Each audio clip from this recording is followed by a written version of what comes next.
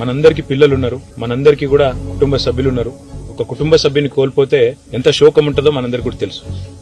నేను మనస్ఫూర్తిగా ప్రార్థించేది, గత కొద్ది కాలంగా సంక్షేమ హాస్టళ్లు, గత కొద్ది కాలంగా సంక్షేమ వసతి గృహాలు ఏవైతున్నాయో వాటి ఆలన పాలన చూసుకుంటూ లేకుండా పోయినాడు.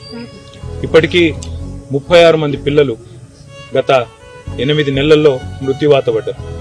కొంతమంది ఆత్మహత్య చేసుకున్నారు భువనగిరి హాస్టల్లో, 2 అమ్మాయిలు. అదేవిధంగా సూర్యాపేటలో కూడా ఆత్మహత్యలు జరిగాయి. అదే మాదిరిగా ఇట్లా దురదృష్టవశాత్తు పాము కాట్లు, కల్తీ ఆహారం, ఇన్ని రకాల సంఘటనలు జరగడం అనేది నిజంగా కూడా బాధాకరం. వీళ్ళంతా మన పిల్లలు.